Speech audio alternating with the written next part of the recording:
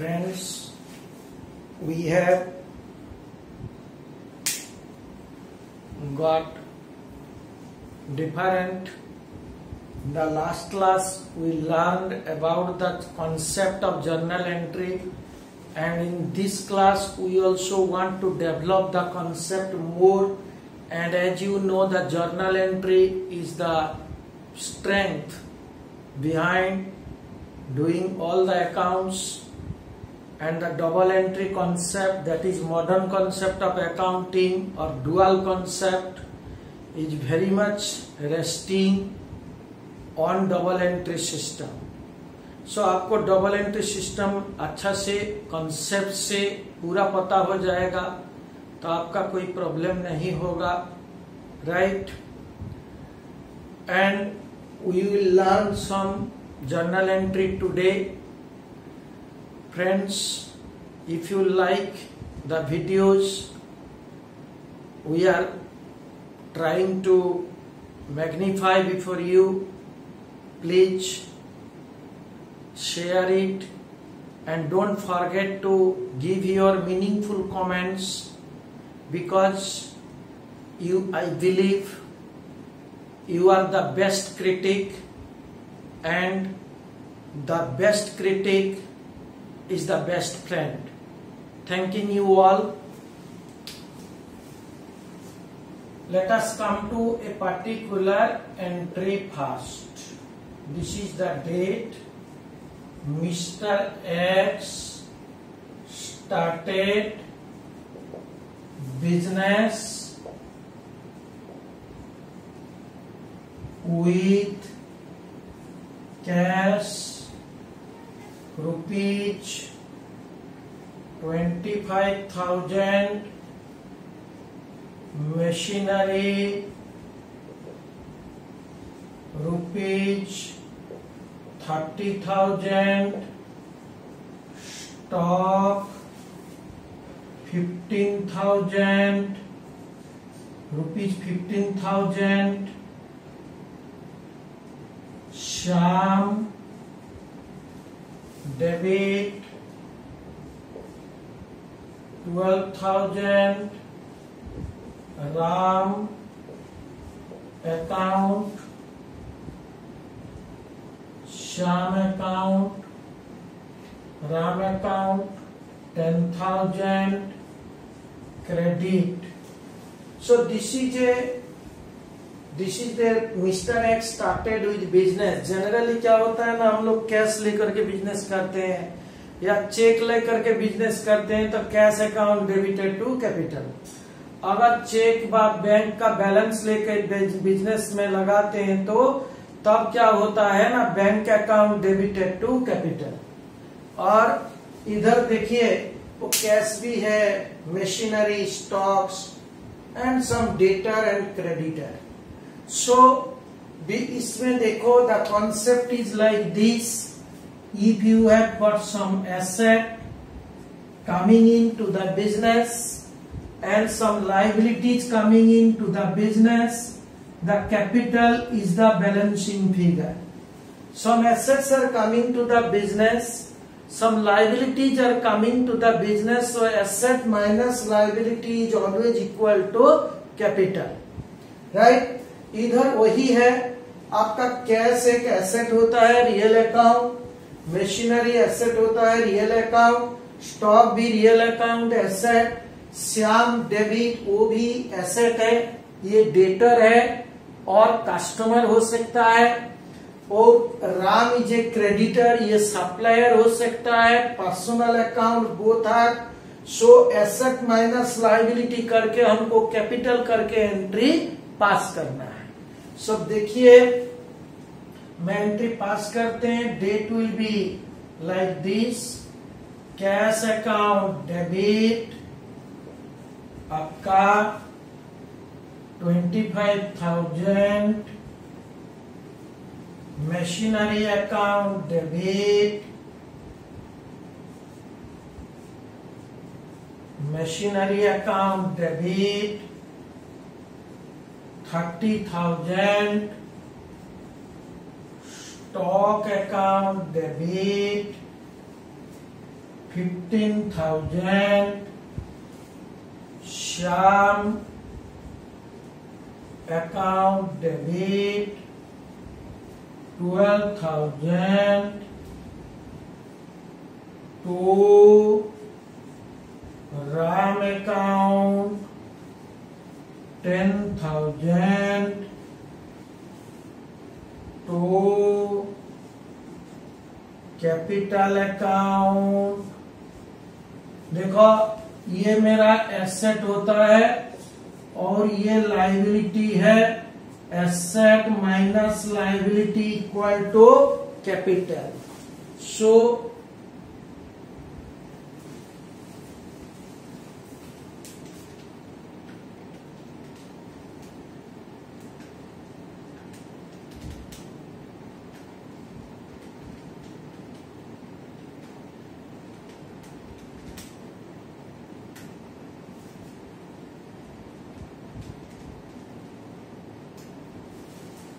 capital will be 72,000.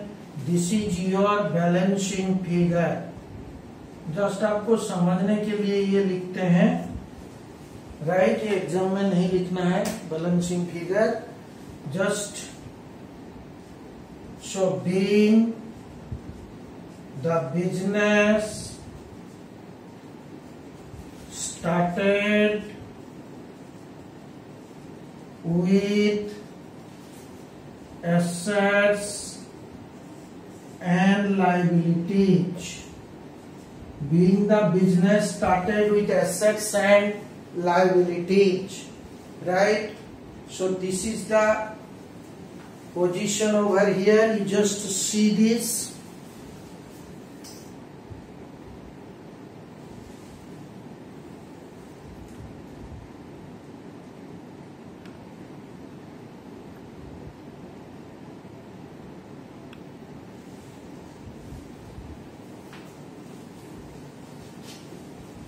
So you just see that assets minus liability is equal to your capital, right?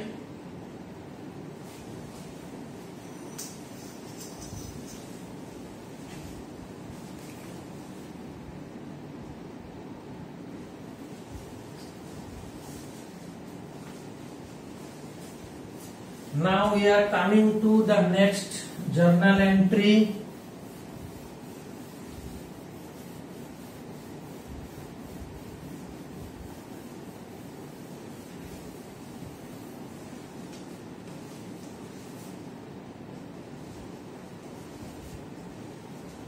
देखो 5/1/2020 purchased raw materials,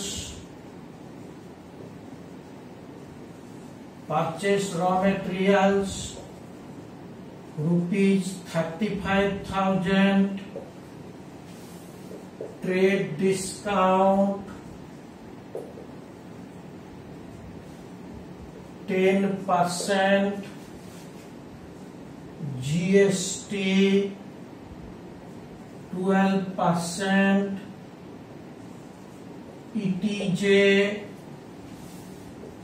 intra-state sale. You see, the organization is purchasing raw material 35,000, trade discount। मैं आपको पहले trade discount का बारे में बोलते हैं। आप अगर कहाँ मार्केटिंग करने गए और देखते हैं कि उधर ट्रेड डिस्काउंट लिखा है कि 50%, 40%, 30%, मान लीजिए कि डिस्काउंट 50% और आपको एक 60 का दाम होता है से 2,000 रुपीज, तो आपको बिल करेगा 1,000 रुपीज में। 2,000 होता है तो 1,000 में बिल करेगा, क्योंकि 50% इज द ट्रेड डिस्काउंट। सो याद रखिए, ट्रेड डिस्काउंट कोई अकाउंट्स में नहीं आता है। सिमिलरली ये 35,000 का माल ट्रेड डिस्काउंट माइनस करके जितना रहेगा उसी को मेरा को परचेस प्राइस हिसाब से पकड़ना चाहिए, राइट? और जीएसटी क्या 12%, you know the GST is composed of two items, that is your SGST and CGST. It is a intra-state sale. उसका मतलब एक ही स्टेट का अंदर सेल हुआ है. Suppose the state is say West Bengal and West Bengal का एक जगह से दूसरा जाएगा, उसको बोलते हैं इंट्रा स्टेट सेल. अब वेस्ट बंगाल से दूसरा कोई स्टेट में जाएगा तो उसको हम लोग मानते हैं inter state sale. Inter state sale, this is intra state. Intra state माने विद इन द स्टेट ये सेल होता है. तब में कैसे हिसाब करेंगे, आपको थोड़ा हिसाब करके मैं दिखा देते हैं. देखिए जो कि प्राइस कितना ना, प्राइस मेरा 35,000 लेस ट्रेड डिस्काउंट ये 10%, that is your 3,500. So it comes to 31,500 और प्लस करेंगे CGST, ये central government, share of GST कितना आपका 31,500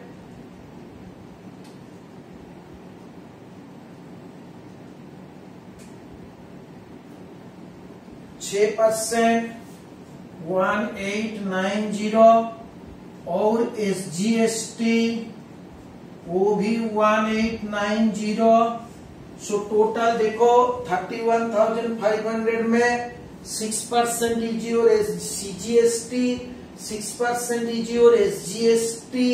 सो आप 31,500 plus 1890 plus 1890 that comes to 35,280, right. ये दोनों जो टैक्स होता है परचेस करने का टाइम में हम लोग टैक्स देते हैं, उसको बोलते हैं input CGST, input SGST. Input इसलिए बोलते हैं कि परचेस करने का टाइम में मैं GST दे के परचेस किए हैं और जब चीज को सेल करेंगे तब वो जो GST होगा वो आउटपुट GST. हमेशा आउटपुट और इनपुट GST एडजस्ट हो जाएगा to find out liability. Liability आपको मिलने के लिए ये इनपुट GST एडजस्ट हो जाएगा. सो इसलिए input GST is a one type of temporary asset. It is a one type of advance, right? So let us come to the entry purchase account debit. आपका 31,500 में डेबिट करना है. इसी price में जो ट्रेड डिस्काउंट देने का बाद जो रहेगा उसी में आपको परचेस को डेबिट करना चाहिए, राइट. और input CGST account debit 1890, input SGST account debit 1890 तो जो जिससे परचेस किए उसका नाम है मान लीजिए मिस्टर के, फ्रॉम मिस्टर के. सो टू मिस्टर के account that is 35,280. So you see purchase account debit, input GST debit, input SGST debit to Mr. K account, purchase raw material from Mr. K, rupees 35,000 trade discount 10% GST इतना. पहले देखिए mister के से में purchase करते हैं, नाम आपको दे दिया. अगर नाम दे दिया फिर कैश सेल नहीं बोला है तो ये क्रेडिट सेल ही है. आप कोई दुकान पर जाते हैं कैश में परचेस करते हैं तो आपको नाम नहीं पूछेगा. अगर आप कैश में परचेस नहीं करते हैं, उधार में परचेस करते हैं, क्रेडिट में, तब बोलेगा कि आपका नाम और एड्रेस आप लिख दीजिए, कब देंगे पैसा बोल दीजिए, मैं खाता में लिख देते हैं, बाद में आप पैसा दे दीजिए। इसलिए क्रेडिट सेल जहां होता है वो कैश सेल का बारे में कुछ नहीं बोलेगा और नाम दे देगा, name will be there, supplier का नाम रहेगा। तो आपको सोचना है कि ये क्रेडिट सेल है, ये क्रेडिट परचेस है। क्रेडिट सेल भी वही है। So purchase account debit, trade discount less करने का बाद और सीजीएसटी डेबिट, एसजीएसटी डेबिट, ये दोनों 6% होगा, क्योंकि टोटल आपका 12%, टोटल आपका 12%, इसलिए वो 6% होगा टू मिस्टर के account being the goods purchased, being the goods purchased from K on credit। Credit में गुड्स हम K से परचेस किए हैं, बस this is the entry. You try, I think you have seen it and you understand it. Okay, so go to the another entry,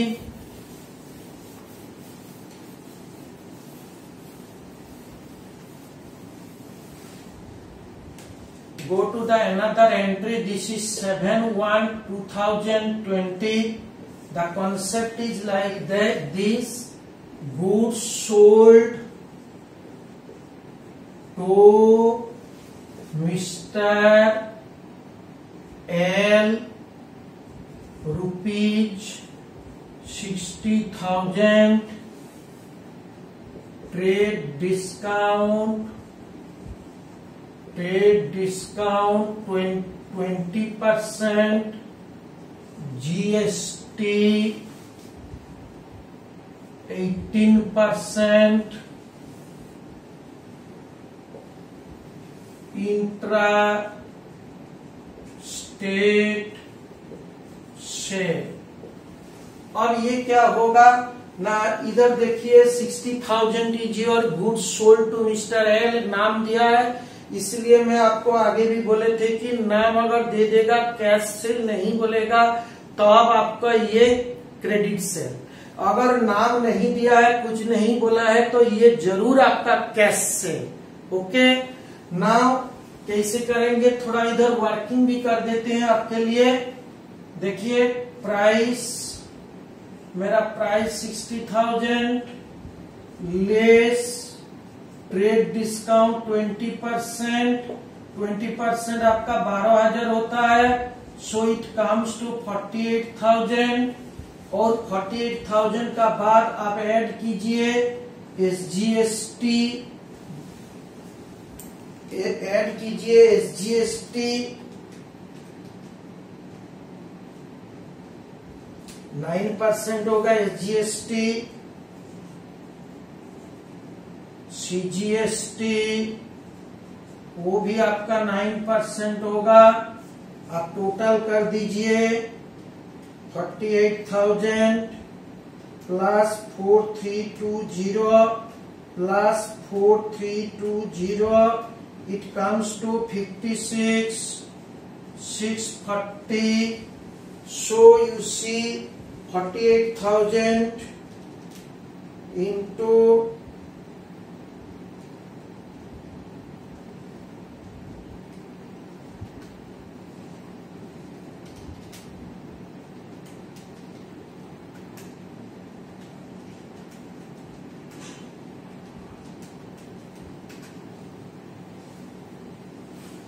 'So you see now I am selling the goods, Mr.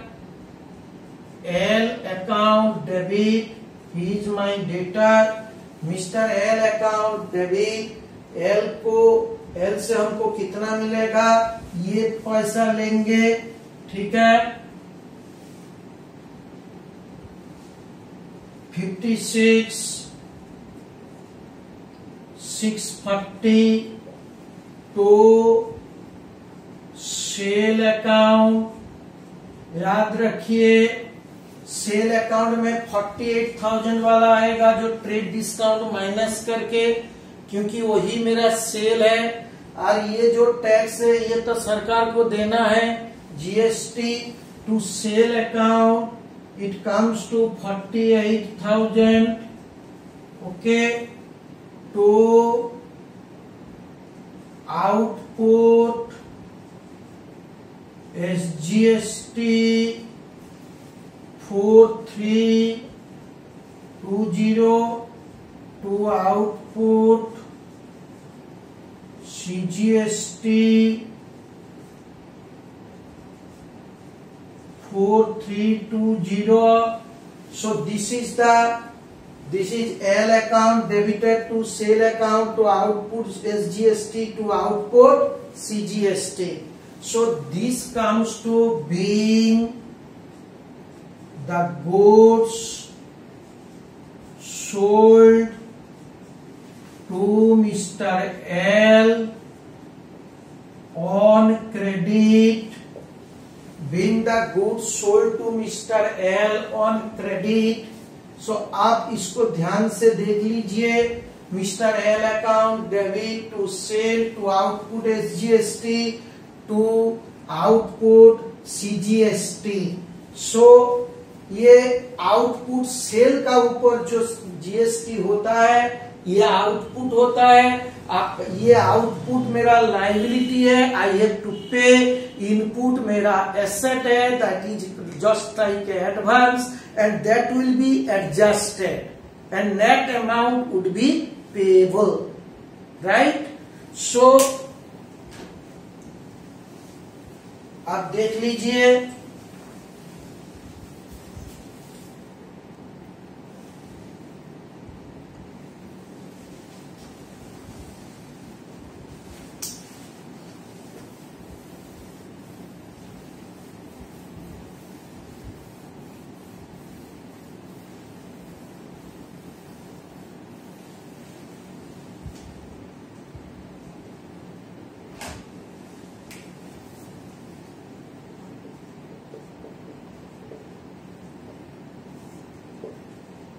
wages paid rupees 17,000, wages accrued rupees 3,000। फिर इसका journal entry क्या है? Wages paid माने मेरे pocket से पैसा निकाल गए। Wages is a nominal account और cash is a real account, right?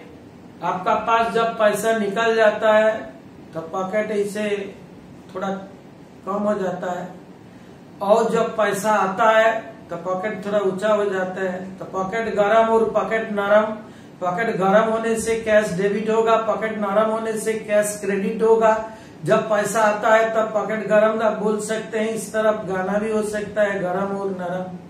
तो गरम होने से डेबिट है और नरम होने से क्रेडिट है।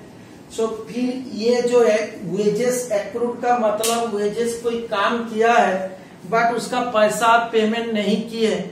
मान लीजिए कि कोई काम किया, आपका घर में कोई काम किया, आपका बिजनेस में कोई सेल्समैन है, वो उसको आप पैसा 1 मंथ का सैलरी आप दे नहीं पाए, फैक्ट्री में कोई वर्कर है जो कि वेजेस मिलता है और उसको आप 1 मंथ का सैलरी दे नहीं पाए। So it is a salary outstanding, you can say, you can also say it is a salary accrued. So देखो डेट तो सेम रहेगा आपका, राइट? Wages account debit. मान लीजिए कि ये वेजेस में पेमेंट किए, ये पेमेंट नहीं किए इसी मंथ में, मेरा टोटल एक्सपेंडिचर 20,000 होगा। अगर मैं जो पेमेंट नहीं किए उसको तो बाद में भी पेमेंट करना ही है, और ये काम तो मेरा इसी मंथ में हुआ है, इसलिए ये इसी मंथ का ये एक्सपेंडिचर, देयरफॉर ये आपको वेजेस अकाउंट में आपको 20,000 डेबिट होगा। ये दोनों ही आएगा। वेजेस अकाउंट में आपका 20,000 डेबिट हो जाएगा।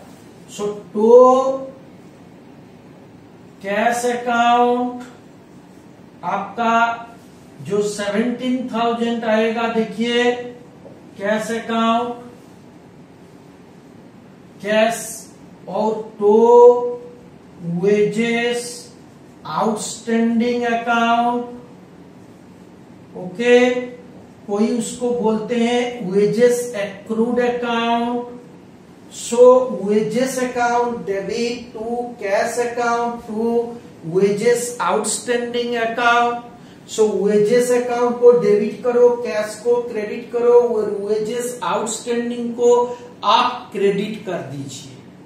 नाउ ये आपका वेजेस अकाउंट को ये वेजेस आउटस्टैंडिंग भी लिख सकते हैं और वेजेस एक्रूड भी होता है। ये आपका देखिए जो वेजेस अकाउंट और नॉमिनल अकाउंट, जो कैश अकाउंट वो आपका रियल अकाउंट और वेजेस आउटस्टैंडिंग आपका पर्सनल अकाउंट। मैं थोड़ा आपका ये के लिए इजीनेस के लिए आपको लिख देते हैं, ये नॉमिनल अकाउंट और ये रियल अकाउंट। एग्जाम में नहीं लिखना है, वेजेस आउटस्टैंडिंग ये आपका पर्सनल अकाउंट, राइट। सो में इधर लिखते हैं being the wages paid and accrued, बस हो गया। सो दिस इज योर वेजेस का एक जर्नल एंट्री हम लोग किए हैं, राइट। आप देख लीजिए जो वेजेस आउटस्टैंडिंग है ये मेरा लायबिलिटी है, ये मेरा उधार है, बाद में उसको पेमेंट करना है, इसलिए वो मेरा लायबिलिटी है। क्योंकि इसी मंथ में मैं पेमेंट कर नहीं पाए, नेक्स्ट हो सकता है कि मैं नेक्स्ट ईयर या नेक्स्ट मंथ में उसको पेमेंट करेंगे। सो आप उसको ध्यान से रखिए, right.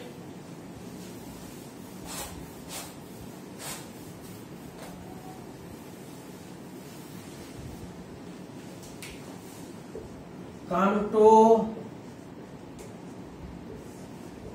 salary paid rupees 44,000, 52,000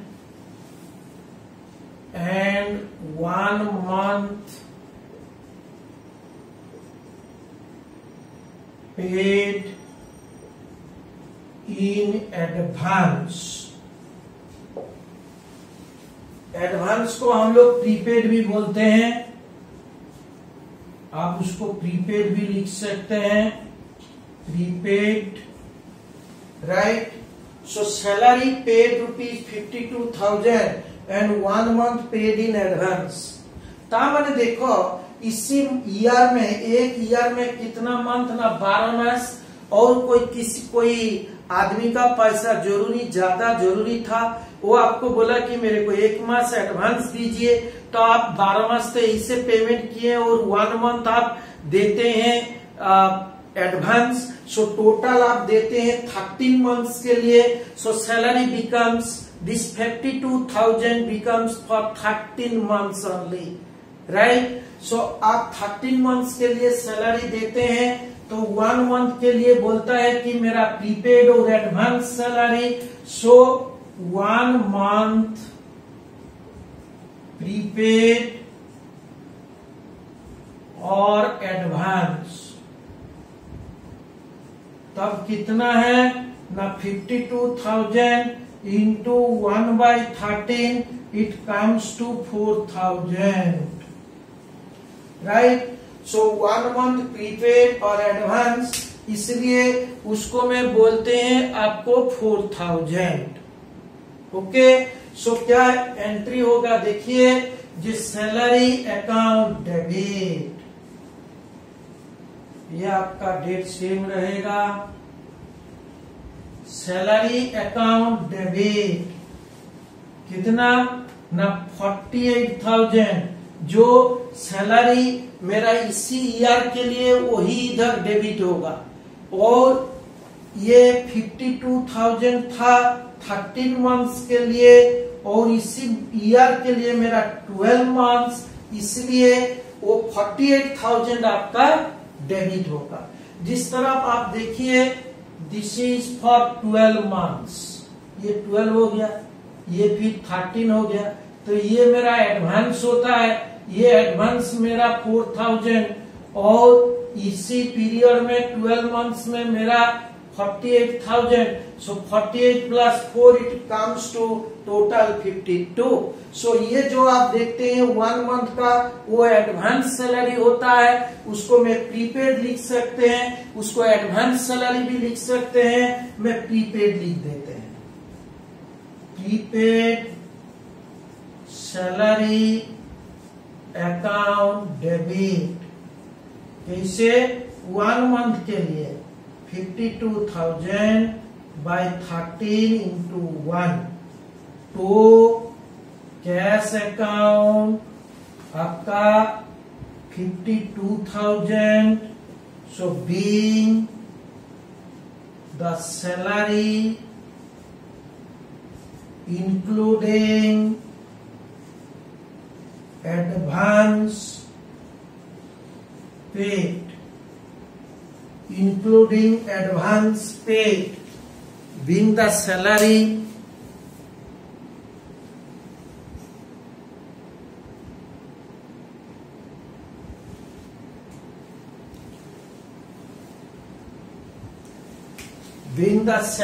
including advance paid, right?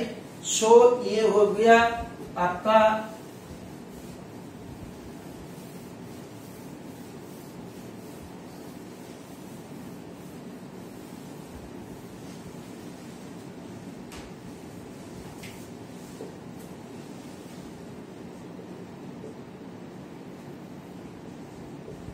(21) 2020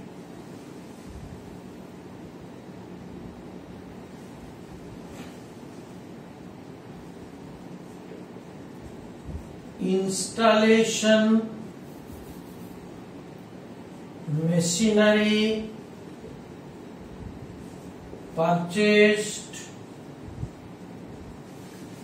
rupees 12,000, installation wages for installation rupees 3,000। देखिए, machinery purchase rupees 12,000, wages for installation 3,000। आप देखिए, अगर मैं मशीनरी को परचेज करते हैं और कुछ खर्चा देके तो उसको फिक्स करना चाहिए, लगाना चाहिए, जो कि आपका वर्कशॉप का अंदर मशीनरी को फिटिंग करना चाहिए। इसके लिए आप कंसल्टेंसी चार्ज, इसके लिए आप वेजेस, ये सारा चीज जो पेमेंट करते हैं वो कैपिटल एक्सपेंडिचर होगा, मशीनरी में जुड़ जाएगा। क्योंकि आप मशीनरी को वर्किंग कंडीशन में लाने के लिए ये एक्सपेंडिचर करते हैं। आप याद रखिए, कोई भी न्यू मशीनरी को आप एक्वायर किए और उसको वर्किंग कंडीशन तक लाने के लिए जो भी एक्सपेंडिचर होता है, these are all capital expenditure. सोच लीजिए, अगर आप इंस्टॉलेशन नहीं करेंगे तो मशीनरी काम नहीं करेगा, प्रोडक्शन भी नहीं होगा, इसलिए वो काम में नहीं आएगा। इसलिए this wages is not a revenue expenditure, it is not a nominal account, rather it is a real account, it will be clubbed with your machinery account. So देख लीजिए, आपको machinery account debit, machinery account debit 15,000, ये 12,000 और installation 3,000, तो cash account आपका 15,000, right. So machinery account debit तो cash account. So machinery हमको debit है और कैश अकाउंट मेरा क्रेडिट है। So this is coming under machinery account, right. So देखिए, being the machinery installed. Being the machinery installed. So machinery account debited to cash account, being the machinery installed, right?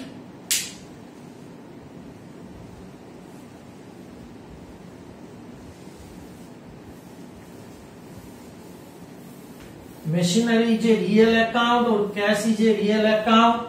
So this is the entries.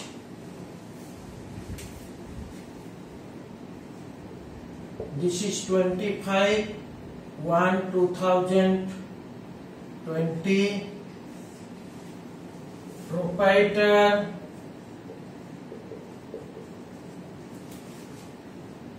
took goods costing ₹12,000, market price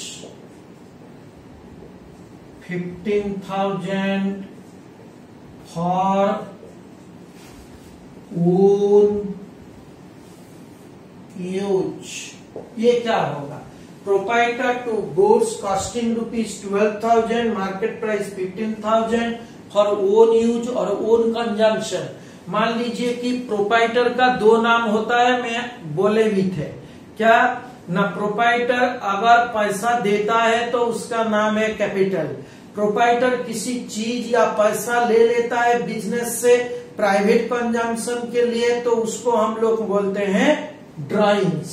सो ये क्या होगा ना, private consumption के लिए proprietor खुद ले लेता है, इसलिए मैं डेबिट द रिसीवर करेंगे, बट बिजनेस प्रोपाइटर का नाम नहीं लेता है। ये भी हम आगे क्लास में बोले थे। इसलिए आपको किसको डेबिट करना है ना, ड्राइंग्स को डेबिट करना है, क्योंकि प्रोपाइटर गुड्स ले लिया, इसलिए drawings account debit. This is a personal account, drawings account debit.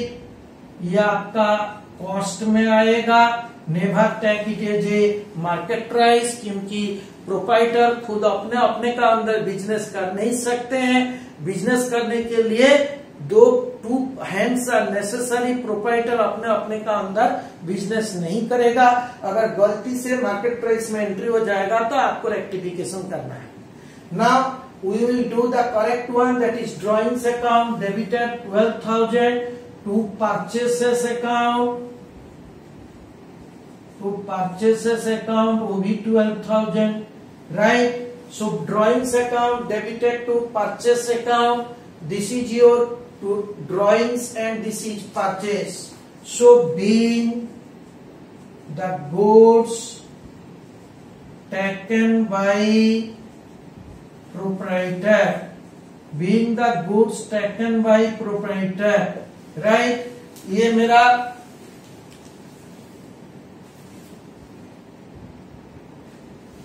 okay. So this is the entry we have already passed. Okay, then let us meet in the next class. Okay, we will continue the journal entry and we shall come out with mostly all the varieties we shall cover. Thank you all.